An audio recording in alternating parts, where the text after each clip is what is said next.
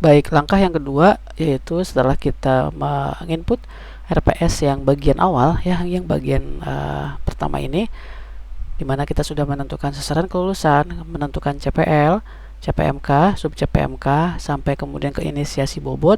Walaupun di sini bobotnya masih 00 ya, tapi ini kita abaikan dulu ya sementara karena nanti akan dijelaskan di pada saat di video penilaian. Kemudian menginputkan deskripsi singkat mata kuliah, pokok bahan kajian, pustaka dengan media. Nah, langkah berikutnya adalah kita akan coba untuk menginput ya satu persatu terkait dengan jumlah RPS pertemuan. Caranya gimana? Klik bagian sini ya. Kemudian di sini ada pertemuan ke-1, kemudian 2, 3, 4 sampai dengan ke-16. Perlu diinformasikan bahwa pertemuan ini adalah pertemuan tiap minggu ya, karena memang perkuliahan kita kan 16 minggu. Dimana nanti di pertemuan ke-8 ini adalah pelaksanaan UTS ya. Kemudian pertemuan ke-16 adalah pelaksanaan UAS. Nah, pada saat mungkin Bapak Ibu mengklik mata kuliah awal mungkin akan kosong seperti ini ya. Ini tandanya bahwa Bapak Ibu belum menginputkan merencanakan setiap pertemuannya mau apa saja. Nah, kalau ini saya sudah ada contohnya satu ya, 1 minggu. Nah, jadi caranya adalah ya seperti biasa Bapak Ibu klik bagian yang tanda pensil kuning ini, klik untuk mulai menginputkan, mengedit ya RPS ini sub CPMK untuk minggu pertama gitu ya, dikaitkan ke sub CPMK yang mana. Jadi klik edit RPS ya. Ini ada keterangan dengan mengedit RPS maka validasi RPS akan menjadi 0 kembali. Nah, ini artinya bahwa Bapak Ibu kalau ada revisi RPS maka itu nanti akan membutuhkan validasi kaprodi lagi begitu ya. Jadi pastikan RPS ini dilaksanakan, diselesaikan pada saat sebelum perkuliahan dimulai. Ya, jadi tidak di tengah-tengah perkuliahan kemudian kita mengedit gitu ya. Nah, ini oke saja, nggak apa-apa. Nah, nanti kemudian kita pilih. Ini cara ngebacanya adalah untuk minggu ke-1 ini kita menentukan sub CPMK keberapa. Ya, misalkan untuk mata kuliah saya metodologi penelitian ini sub CPMK yang pertama. Gitu ya. Nah, ini silakan Bapak Ibu sesuaikan dengan rancangan RPS yang Bapak Ibu sudah miliki ya, yang manual yang di Word itu. Kemudian silakan ini diisi aja indikator, kriteria teknik, bentuk pembelajaran, bentuk yang luring, yang daring, materi, dan juga ini ada tautan tanpa dokumen. Ya, klik nanti silakan Bapak Ibu bisa mengupload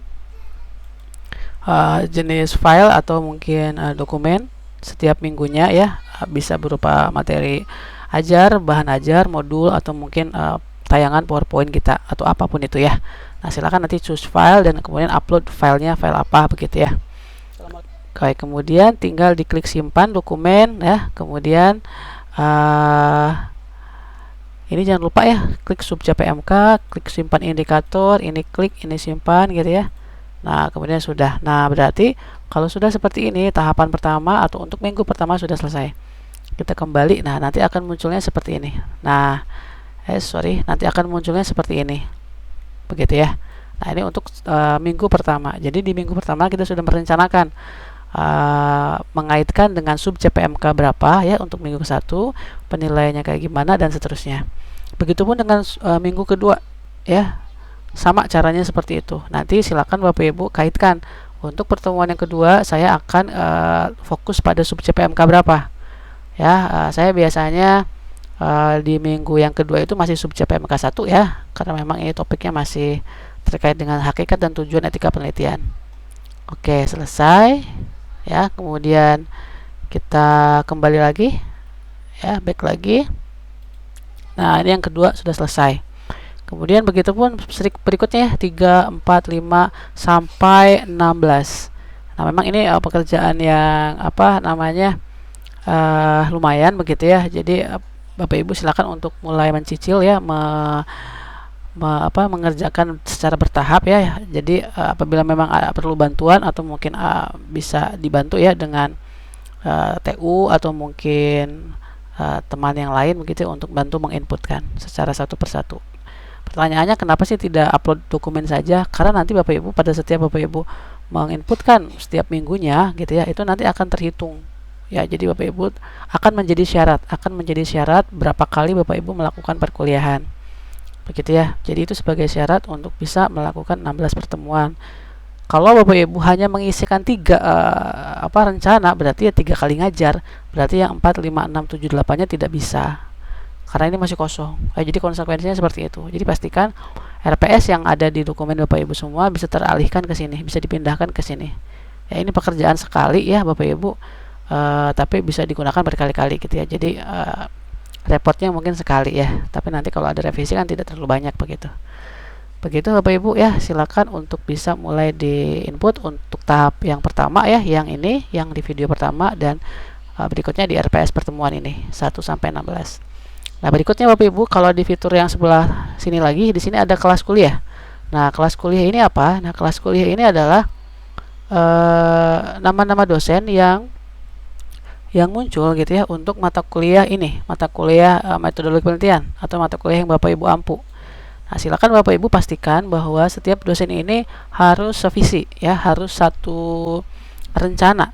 Nggak bisa kita mata kuliah yang sama kemudian rencananya berbeda-beda, itu tidak bisa.